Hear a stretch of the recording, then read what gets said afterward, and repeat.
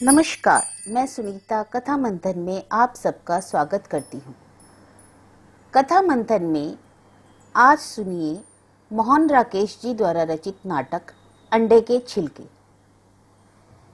इस नाटक के प्रमुख पात्र हैं श्याम, वीणा, राधा, गोपाल, जमुना और माधव।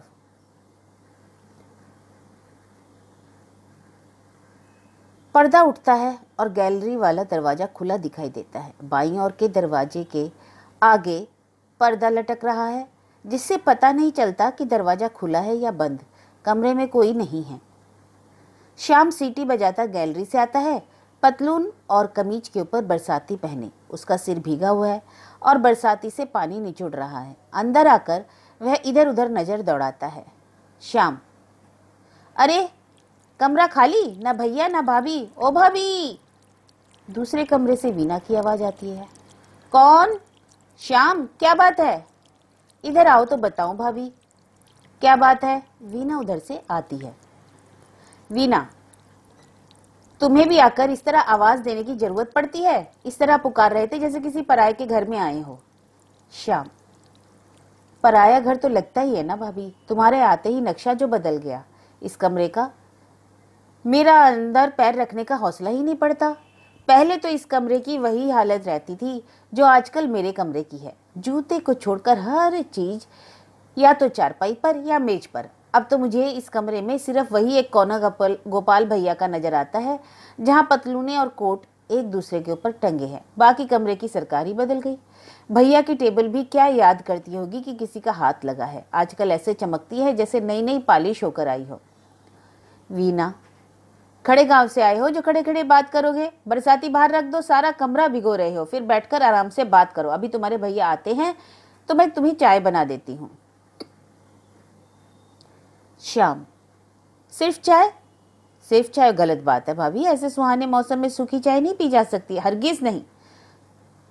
उसके सिर पर हाथ रखकर उसका मुंह बाहर की तरफ कर देती है वीणा। वीणा, यह सुहाना मौसम पहले गैलरी में छोड़ाओ, सारा फर्श गीला कर रहे हो। फिर पीछे से खुद ही उसकी बरसाती उतारने लगती है। लाओ उतार दो बरसाती, मैं ही बाहर रखे आती हूँ। शाम उतारते उतारते जैसे कुछ ध्यान आ जाने से फिर बरसाती पहन लेता है। शाम, भाभी एक बात कहता हूँ। क्या बात है? बरसाती तुमने फिर से पहन ली। मैं कहती हूँ तुम तो बस।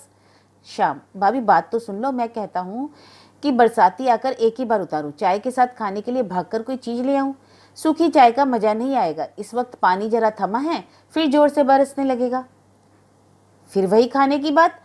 कोई ऐसा भी वक्त होता है जब तुम्हें खाने की बात नहीं सूझती। अच्छा जाओ, मगर लाओगे क्या? शाम, तुम जो कहो ले आऊं। इस वक्त गरम गरम कचौरी समोसे भी मिल जाएंगे। और क्या? शाम, और कहो तो कोई और भी चीज मिल सकती है।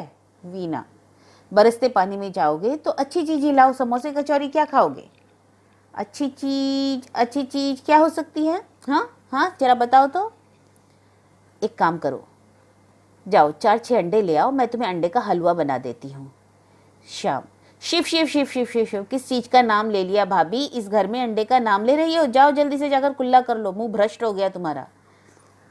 वीणा, क्या बात करते हो? यहाँ रोज सुबह अंडे का नाश्ता होता है। तुम्हारे भाई साहब ने यह बिजली का स्टोव किस लिए लाकर रखा है?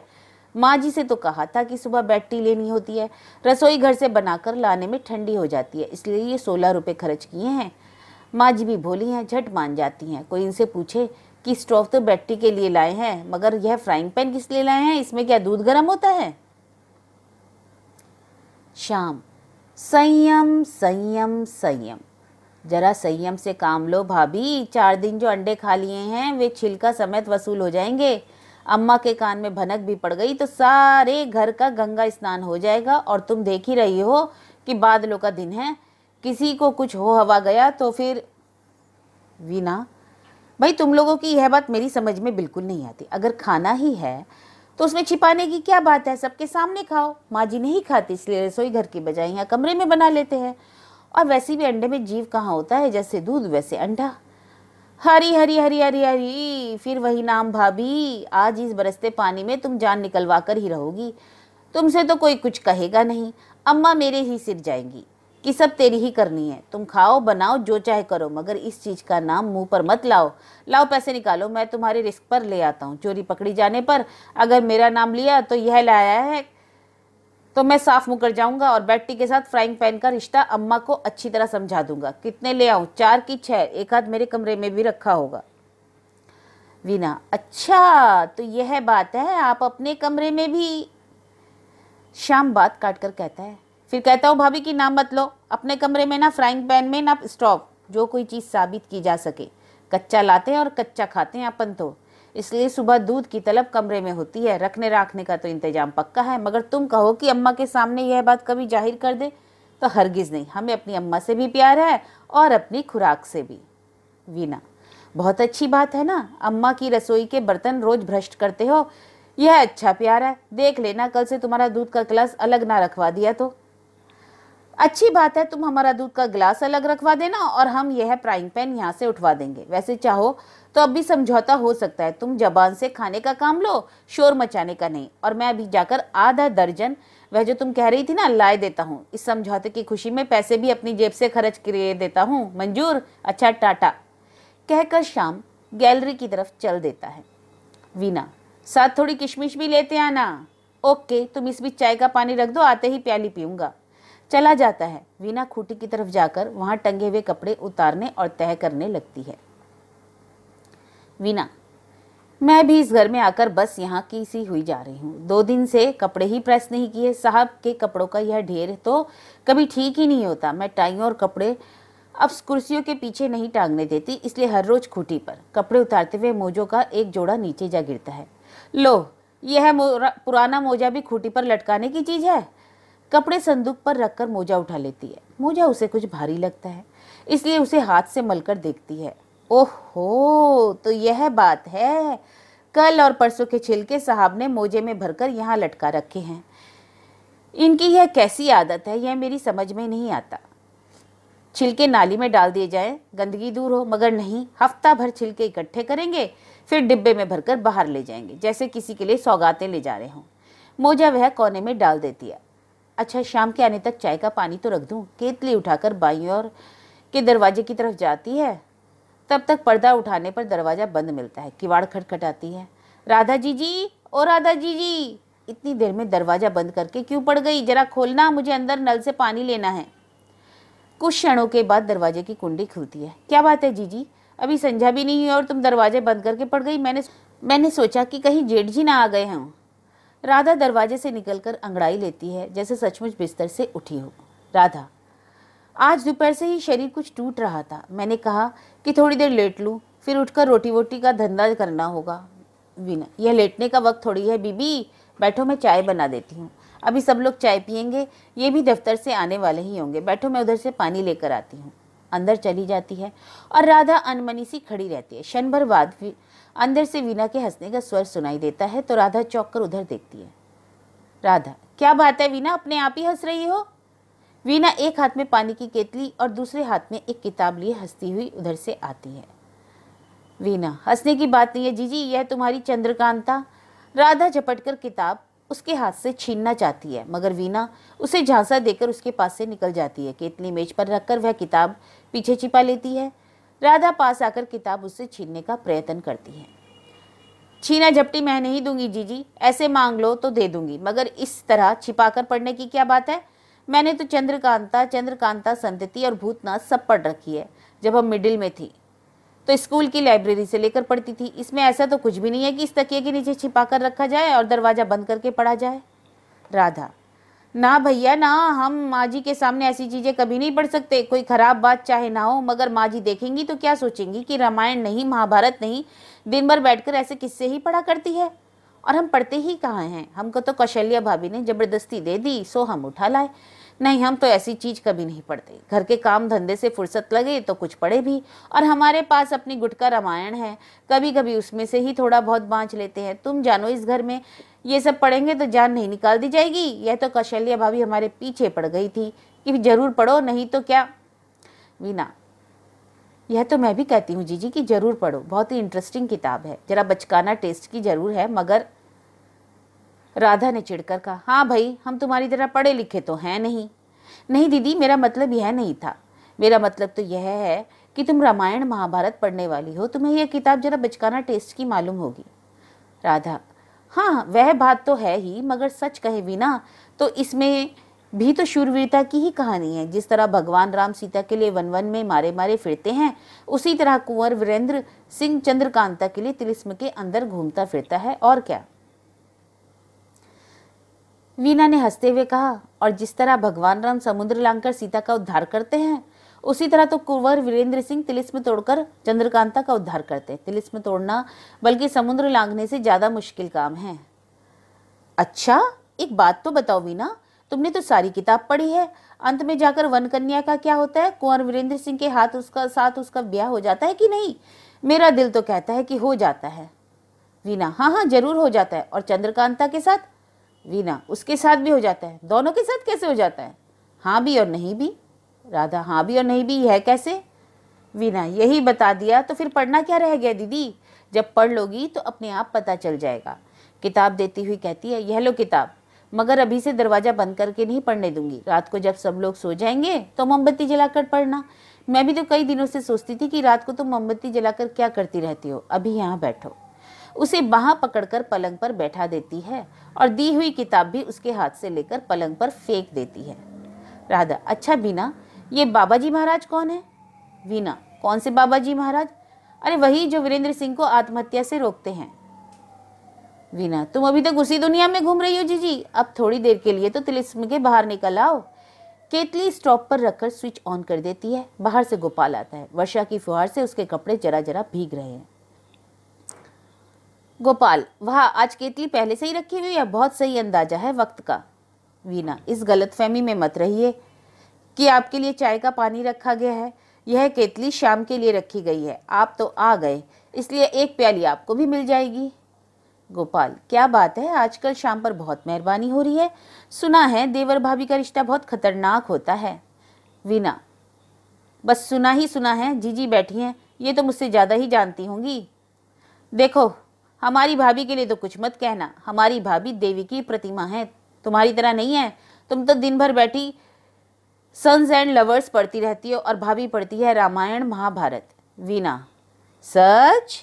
सच नहीं तो क्या, क्यों भाभी? गोपाल ने कहा। राधा, भाई हम नहीं कुछ भी पढ़ते, हमें दिन भर काम से फुर्सत मिलती है, जो पढ़े पढ़ाएं। अभी 10 मिनट मिल गए तो 4 अक्षर बांच लिए। गोपाल, वक्त ना मिले यह और बात है, पर पढ़ने के लिए तुमने गुटका रामायण रख तो छोड़ी है, मन में भावना होनी चाहिए। वीना, आज जीजी की गुटका रामायण मैं इधर उठा लाई हूँ। जीजी तो लाने ही ना देती थी। अभी अभी आपके आने से पहले मैं इनसे समुद्र लंघन की कथा ही सुन रही थी। गोपाल, यह तो बहुत अच्छी बात है, तुमने बीए पास तो किया है, मगर जो विद्या तुम्हें भाभी से मिल सकती है वह स्कूल कॉलेजों में नहीं पढ़ाई जाती, क्यों भाभी? राधा, भैया हम किसी को क्या पढ़ाएंगे, हम तो आप ही अनपढ़ हैं। हम तो वीना के पास इसलिए आ बैठते हैं 2-4 अच्छे अक्षर सीख लिए जाए। अरे तुम इससे क्या सीखोगी भाभी, ये उल्टी रीत यहाँ नहीं चल सकती भाभी। दस्तूर यही है कि बड़ा बड़े की जगह और छोटा छोटे की जगह। और वह जेब से सिगरेट की डिब्बी निकालता हुआ बोलता है, इजाजत हो तो जरा एक सिगरेट सुलगा लूं, बहुत देर से नहीं पी। बारिश का दिन है इसलिए तबीयत नहीं मानती। वीना, आप तो कहते थे कि आप घर में किसी के सामने नहीं पीते। अरे बस सिर्फ भाभी के सामने पी लेता हूँ, वह भी इसलिए कि भाभी ने एक बार गैलरी में छिपकर पीते हुए देख लिया था। जब चोरी पकड़ ही ली गई तो हमने भी इकबाल कर लिया। इसके बाद से भाभी की इतनी मेहरबानी रही कि जब जब जरूरत पड़ती थी इनके कमरे में छिपकर पी लेते थे। आज 5 बरस हो गए, मगर मजाल है जो भाभी के अलावा किसी और को पता चला हो। वीना, हाँ हाँ क्यों पता चला होगा, बीबी ने जेठ जी को बताया थोड़े ही होगा। राधा, हमसे कोई कसम उठवा ले जो हमने बताया हो। हमारी यह आदत नहीं कि इधर की बात उधर और उधर की बात इधर लगाते फिरे। जब एक बार हमने कह दिया कि किसी से ना कहेंगे तो किसी से नहीं कहा। दिल में रखने की बात है तो दिल में ही रखते हैं। गोपाल, और क्या, दिल में रखने की बात तो दिल में ही ना रखनी चाहिए। पानी खौल गया कि नहीं? बस अभी हुआ जाता है। उतनी देर में श्याम भी आ जाता है। श्याम बरसाती की जेबों में हाथ डाले हुए बाहर से आता है। श्याम, लो भाभी ले आया, अब तुम जानो और तुम्हारा काम। राधा को देखकर जरा असमंजस में पड़ जाता है। अरे बड़ी भाभी भी यहाँ पर है, तब तो गला साफ करता हुआ चुप हो जाता है। वीना, यह बरसाती तो बाहर उतार दो, अभी तक इससे पानी टपक रहा है। श्याम, यह बात तो ठीक है भाभी, मगर मगर क्या? मगर यह कि भाभी वह जो तुमने कहा था ना, वह लाई नहीं।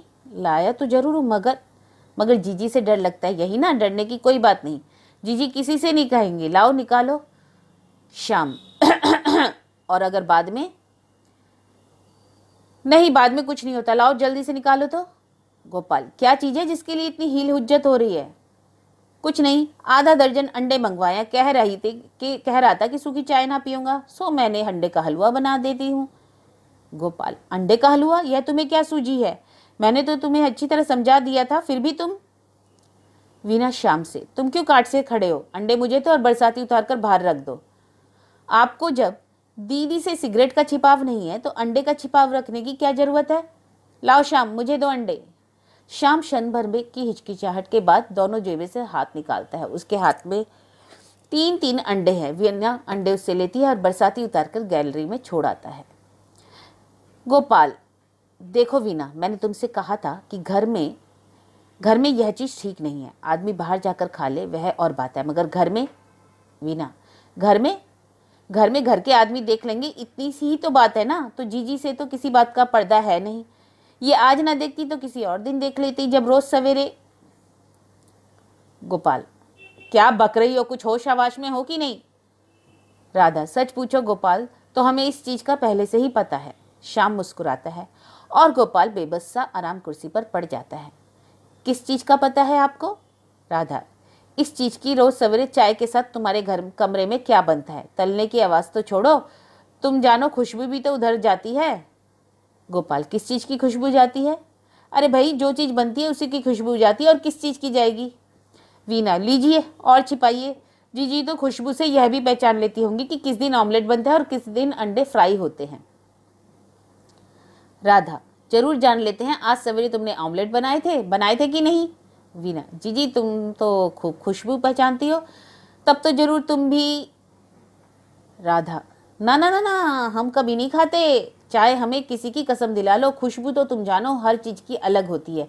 खाया नहीं है तो क्या, सूंघा तो है ना? श्याम बोलता है, बड़ी भाभी तुम्हारी नाक बहुत तेज है। वीना इस बीच अंडे कप में तोड़ने लगती है और छिलके मेज पर रखती जाती है।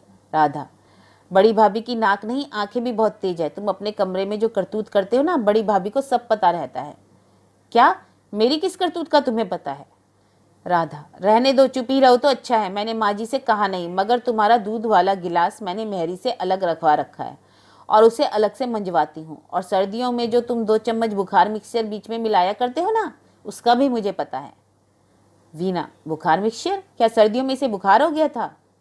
इसी से पूछो, मिक्सर पिया करता था। अलमारी में किताबों के पीछे शीशी लाकर रखी थी, 15 रुपए वाली। गोपाल, 15 रुपए वाली? और नहीं तो क्या, पूछ लो इससे। श्याम कानों पर हाथ रखकर सिर झुका लेता है। वीना, मगर जीजी यह शीशी 15 रुपए वाली थी और 14 रुपए वाली नहीं, इसका तुम्हें कैसे पता चला? यह भी सूंघकर? खिसियाती हुई राधा, हमें सूंघने की क्या जरूरत है, हम तो ऐसी चीज के पास भी नहीं जाते। हमारे भैया को एक बार डॉक्टर ने बताई थी, सो वे 15 रुपए में लाए थे। गोपाल वीना से, क्यों, तुम भाभी को खामखा परेशान करती हो? भाभी बेचारी तो अनजाने भी हमारा हित ही करती है। देखो भाभी, अब तुम्हें जब सब मालूम है, मगर भैया को नहीं बताना, उनका स्वभाव तो तुम जानती हो। माफ कर दे तो बड़ी बड़ी बात, नहीं तो नाराज हो जाए तो छोटी छोटी बात पर। राधा, वे नाराज होते हैं तो किसी बात पर ही ना नाराज होते हैं, मगर तुम कहते हो कि उन्हें ना बताऊं तो नहीं बताऊंगी। मगर यह ठीक बात नहीं है कि सब दरवाजे खुले और तुम यहाँ अंडे बना रहे हो। कोई बाहर से आ गया तो हमारा कहना ना कहना सब बराबर है। केतली में पानी खोलने लगता है। वीना अंडे फेंटती है। गोपाल, अच्छा, यह बात तो तुम ठीक कह रही हो भाभी। मैंने कितनी बार इससे कहा है कि कुछ बनाना हो तो सब दरवाजे बंद कर लिया करो। शाम बाहर का दरवाजा बंद कर दे तो। वीना, शाम पहले जरा यह केतली स्टोव से उतार कर उधर रख दे। मुझे घी का डब्बा पकड़ा दो, मैं झट से हलवा पका लूँ। बनने में 2-1 मिनट तो ही लगेंगे। शाम उस तरफ चला जाता है और उसका काम करने लगता है। अलमारी से प्लेटें भी निकाल लो। जीजी, थोड़ा सा हलवा तुम भी लोगी ना? फ्राइंग पैन स्टोव पर रखकर उसमें घी डालती है वीना। राधा, भैया हमने कह दिया, हमने कभी ना खाया तो हम ना खा सकते हैं। पास बैठे हैं इसलिए चाय की प्याली जरूर ले लेंगे। वीना अंडे का घोल चीनी मिलाकर फ्राइंग पैन में डाल देती है और जल्दी जल्दी हिलाने लगती है। शाम प्लेटें निकाल कर लाता है। अरे मैंने तुमसे किशमिश लाने को कहा था, लाए हो? अरे भाभी किशमिश तो भूल गया। कहो तो अभी जाकर। वीना, अब रहने दो, मुझसे यह नहीं कहना कि हलवा अच्छा नहीं बना। बगैर किशमिश के अंडे का हलवा। तभी दूर जमुना देवी की आवाज सुनाई देती है। जमुना, वीना, ओ वीना, गोपाल अभी आया है कि नहीं? गोपाल, श्याम तुमसे कहा था ना दरवाजा बंद कर दो। और तुम? श्याम, अभी कर रहा हूं। जल्दी से जाकर दरवाजे के किवाड़ मिला देता है और वहीं खड़ा हो जाता है। राधा, माँ जी आ रही है, अब जल्दी से कुछ इंतजाम करो। गोपाल, हाँ हाँ जल्दी कुछ इंतजाम करो। यह छिलके, यह हलवा। जल्दी से वीना का जंपर उठाकर छिलकों पर डाल देता है और चीनी की एक प्लेट लेकर फ्राइंग पैन को ऊपर से ढक देता है। जमुना, वीना, ओ वीना, दरवाजे के पास आकर दरवाजे को धकेल कर खोलती है। श्याम कंधे हिला करके पास से हट जाता है। जमुना, क्या बात है, इस तरह दरवाजा क्यों बंद करके रखा है? श्याम तो दरवाजे के आगे ऐसे खड़ा था जैसे अंदर किसी और को रोक रखा है। क्या बात है, सब लोग इस तरह चुपचाप क्यों हो गए? गोपाल, कुछ नहीं माँ, कुछ नहीं, तुम आओ ना, आओ आओ, दरवाजा खुला ही था, श्याम तो ऐसे ही खड़ा था, आओ बैठो। जमुना, आज 2 घंटे से मेरे कमरे की छत चू रही है। मैंने कितनी बार कहा था कि लिपाई कर दो, नहीं तो बरसात में तकलीफ होगी, मगर मेरी बात तो तुम सब लोग सुनी अनसुनी कर देते हो। कुछ भी कहूँ बस हाँ माँ कल कर देंगे, माँ कहकर टाल देते हो। अब देखो चलकर कैसे हर चीज भीग रही है। क्या बात है, सब लोग गुमसुम क्यों हो गए हो? वीना, तू इस वक्त यह चम्मच लिए क्यों खड़ी है? और गोपाल, तू वहां क्या कर रहा है कोने में? कुछ नहीं माँ, कुछ नहीं। यह वहां पर क्या क्या नाम है वह? वीना का हाथ जरा जल गया था तो मैं इसके लिए मरहम ढूंढ रहा हूँ। हाथ जल गया? कैसे, मैं देखूं तो? पास जाकर वीना के दोनों हाथ पकड़कर देखती है। वीना, नहीं माँ जी, ऐसा कुछ नहीं जला, बस यूं ही चिंता करने लगते हैं, बस जरा सा हाथ में मल दिया तो ठीक हो गया। गोपाल, हाँ वैसे तो बिल्कुल ठीक हो गया, मगर मैंने कहा था कि मरहम मिल जाए तो फिर भी लगा दूं। कभी वक्त पर पता नहीं चलता और बाद में तकलीफ बढ़ जाती है। कहते हैं कि prevention is better than cure, मतलब कि बाद में इलाज करने से पहले एहतियात बरतना ज़्यादा अच्छा है, इसलिए मैंने सोचा कि एहतियात के तौर पर थोड़ा मरहम लगा दूं। जमुना, मगर इसका हाथ जला कैसे? इस वक्त ये क्या काम कर रही थी? गोपाल, कुछ नहीं कर रही थी। शाम ने कहा था जरा चाय बना दो तो उसके लिए चाय बना रही है। यूं ही चाय बनाने में जरा हाथ जलना नहीं चाहिए, मगर बाज वक्त होता है, जलना था तो उसे जल गया। वैसे चिंता की कोई बात नहीं है, मैं अभी मरहम लगा देता हूँ, और मरहम नहीं भी मिलता तो कोई बात नहीं, अपने आप ठीक हो जाएगा, बिल्कुल मामूली सा ही क्या, यही समझो कि जला ही नहीं, अब तो महसूस भी नहीं होगा। क्यों वीना? जी हाँ, बिल्कुल महसूस नहीं होता। गोपाल, और क्या, महसूस होने की बात भी नहीं है, तुम नाहक फिक्र कर रही हो अम्मा, फिक्र करने की तो कोई बात नहीं है, तुम खुद देख रही हो हाथ बिल्कुल ठीक हो गया। जमुना, मैं तो पहले ही कह रही थी कि यह मरदूद बिजली का चूल्हा घर में ना लाओ, मगर माँ की बात किसी के कान में जाती हो तब ना। यह मरदूद हाथ नहीं जलाएगा तो करंट मारेगा, करंट नहीं मारेगा तो हाथ जलाएगा। हमारे जमाने में किसी ने ऐसी चीजों का नाम भी नहीं सुना था। यह इसके ऊपर क्या रखा हुआ है? गोपाल, अरे यह स्टॉप के ऊपर, यह अम्मा अम्मा ये फ्राइंग पैन है, फ्राइंग पैन मतलब तलने की, वह क्या कहते हैं ना, वह क्या क्या क्या क्या कहते हैं उसे? जमुना, तलने की क्या? क्या बहू यहाँ अलग से तुम्हें चीजें तल तल कर खिलाती है? लगता है इसमें कोई चीज बनाकर रखी है। पास जाती हुई, मैं भी तो देखूं कि नई बहू क्या क्या बनाकर खिलाती है। फ्राइंग पैन से प्लेट उठाने लगती है। गोपाल जाकर उसे बीच में ही रोक देता है। गोपाल, ना अम्मा, ना ना ना ना ना ना ना ना ना, इसे हाथ मत लगाना, हाथ मत लगाना। तो तुम आप ही कह रही थी ना कि ये हाथ नहीं जलाएगा तो करंट मारेगा, और करंट नहीं मारेगा तो हाथ जलाएगा। ऐसी मजदूर चीज को पता थोड़ी है कि अम्मा हाथ लगा रही है। मैं तो पछता रहा हूँ क्योंकि उसे घर में लाया हूँ। वह वापस ले लो तो मैं अभी जाकर इसे वापस कर दूँ, मुझे पता थोड़ी है कि इसकी वजह से। शाम इस बीच चारपाई से चंद्रकांता उठाकर उसके पतले पलटने लगता है। एक बार राधा की ओर देखकर वह थोड़ा खंखारता है और राधा गंभीर मुद्रा बनाए बैठी रहती है। जमुना, मगर यह तो बुझा हुआ है, यह बुझा हुआ भी करंट मारता है का? हाँ माँ, कभी कभी ये बुझा हुआ भी करंट मारता है, इसका कोई भरोसा थोड़ी ही है। ऐसी चीज दूर ही रह जाए तो अच्छा है, कहीं तुम्हारा हाथ जला गया तो मुसीबत होगी। जमुना, अच्छा नहीं हाथ लगाती, मगर बता तो सही कि इस पर छोटी बहू तेरे लिए क्या क्या बनाती है, इस वक्त भी तो कुछ बना रखा है। गोपाल, कुछ नहीं अम्मा, इसमें कुछ खास चीज नहीं है, वह श्याम जरा कह रहा था तो उसके लिए। श्याम सहसा चौंक कर सफाई देता हुआ, भैया मैंने कहा था, वह तो खुद भाभी का ही ख्याल था। क्यों भाभी? वीना, हाँ हाँ, मैं कब कहती हूँ कि मैंने नहीं कहा था? ठीक है, मैंने ही तुमसे कहा था। राधा सहसा उसके पास उठकर आती है। राधा, वीना ने भी नहीं बल्कि हमने कहा था। गोपाल जैसे आसमान से गिरा, भाभी। राधा, हाँ ठीक ठीक ही तो बात है, हम ही ने वीना से जोर देकर कहा था कि पुलटिस बनाकर शाम को बांध दो। इसे अपने तन बदन की होश तो रहती नहीं, क्रिकेट खेलने में कहीं टखने पर गेंद लग गई है।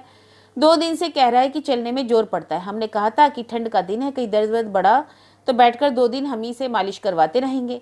वीना ने पुलटिस बना दी है, अभी बांध देते हैं तो रात तक ठीक हो जाएगा। गोपाल कृतज्ञता के भाव से राधा की तरफ देखता है। गोपाल, यही तो मैं कह रहा था, यह लड़का अपनी सेहत का जरा ख्याल नहीं रखता। बाद में जब ज्यादा बिगाड़ जाता है तो मुसीबत घर वालों को होती है। अब पुलटिस बंधवाकर चुप से लेटे रहना, समझे? श्याम। जमुना, लाओ मैं ही पुलटिस बांध देती हूँ। कोई पुराना कपड़ा वगैरह हो तो दो, कोई नई धोती ना फाड़ देना। यह देखो नए कपड़ों का क्या हाल रखा है। यह रेशमी जम्पर मेज पर क्यों डाल रखा है? यह मेज साफ करने के लिए है। मेज से जम्पर उठाना चाहती है मगर गोपाल इस बीच फिर से आकर उसे रोक देता है। गोपाल, रहने दो ना अम्मा, क्या गजब करती हो। यह काम तुम्हारे करने के जो तुम कर रही हो। मैला कपड़ा है, खूंटी से मेज पर गिर गया होगा, अभी वीना उठाकर रख देती है। जमुना, यह मैला कपड़ा है और वहां उतनी खूंटी से कूदकर यहाँ मेज पर आ गया?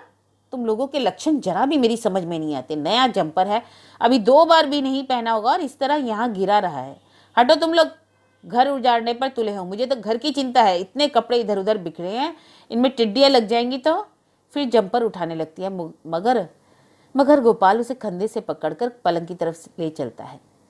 गोपाल, अम्मा नहीं लगेंगी टिड्डियां, तुम तो खामखा चिंता करती हो। यहाँ पलंग पर बैठो और थोड़ी देर आराम करो। बैठो बैठो यहाँ इस तरफ। और उसे दोनों कंधों से पकड़कर पलंग पर बिठा देता है। जमुना, हाँ हाँ बैठकर आराम करूं और मेरी जगह कोई काम दूसरा और करेगा। घर में करने को तो इतने काम पड़े हैं, इसे पुलटिस बांध दूं तो जाऊं, दूसरों की मुसीबत कर देता है और आप किताबें पढ़ता रहता है। ला मुझे दे यह किताब और आकर लेट जा।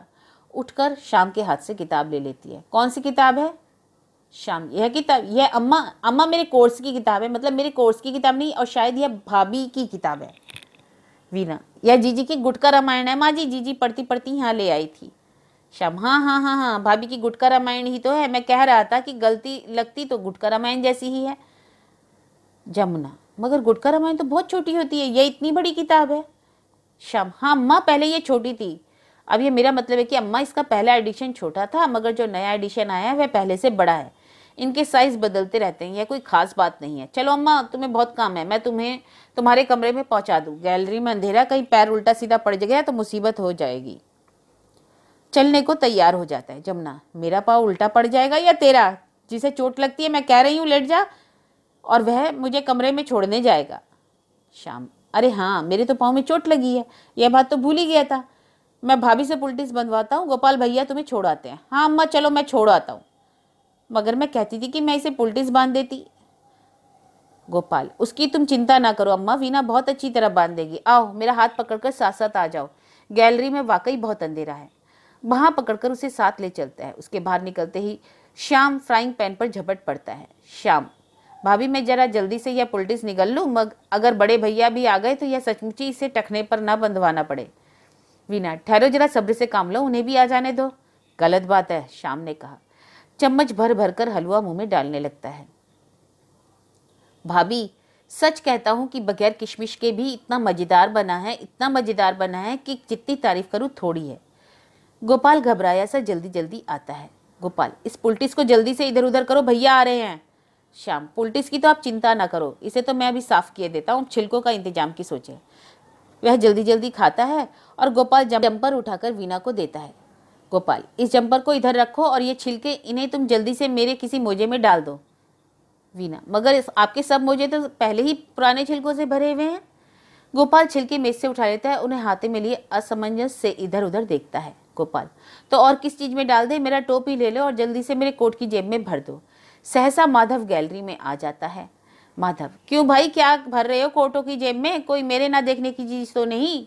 गोपाल हताश भाव से, आइए आइए भैया, आ जाइए आ जाइए, मैं तो यूं ही जरा इन लोगों से मजाक कर रहा था।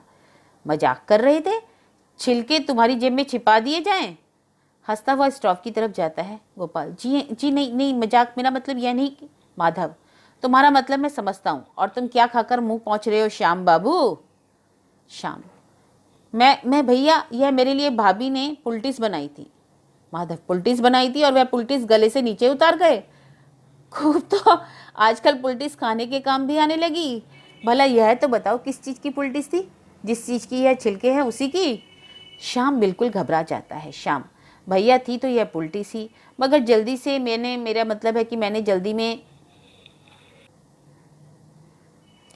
माधव, तुमने जल्दी से सोचा कि इसे खा डाला जाए। बहुत अच्छा किया, बनी हुई चीज़ का तो कोई इस्तेमाल होना ही चाहिए। और तुम गोपाल, तुम ये छिलके जेब में क्यों भरते हो? बाहर जाकर इन्हें नाली में डाल दो, आगे से डिब्बे में भरकर बाहर ले जाने की जरूरत नहीं। मगर भैया। माधव, भैया सब जानते हैं राजा, यह भी जानते हैं कि तुम्हारे बाएं हाथ की उंगलियां किस तरह पीली हुई हैं, और यह भी जानते हैं कि श्याम बाबू का दूध कमरे में क्यों जाता है, और यह भी जानते हैं कि उनके सो जाने के बाद उनकी बीवी मोमबत्ती जलाकर कौन सी किताब पढ़ा करती है। सबके मुंह आश्चर्य से तरह तरह के शब्द निकलते हैं। माधव हंसता रहता है। गोपाल, भैया अब आपसे क्या छिपाना, आप तो सब कुछ जानते हैं, मगर देखिए अम्मा से नहीं कहिएगा, अम्मा को पता चल गया तो बस किसी की खैर नहीं। माधव, अम्मा से ना कहूँ? तुम समझते हो कि अम्मा यह सब नहीं जानती? हैं? श्याम और गोपाल, अम्मा भी जानती है? माधव, क्यों नहीं जानती? अम्मा तो शायद मेरी वे बातें भी जानती है जो मैं समझता हूँ कि वे नहीं जानती। आज से छिलके नाली में डाल दिया करो, इनके लिए डिब्बा रखने की जरूरत नहीं। और जहाँ तक अम्मा का सवाल है, अम्मा इन्हें नाली में पड़े हुए भी नहीं देखेंगी। और वह हल्की हल्की हंसी हंसता रहता है। तो यह था नाटक अंडे के छिलके, जिसके लेखक हैं मोहन राकेश।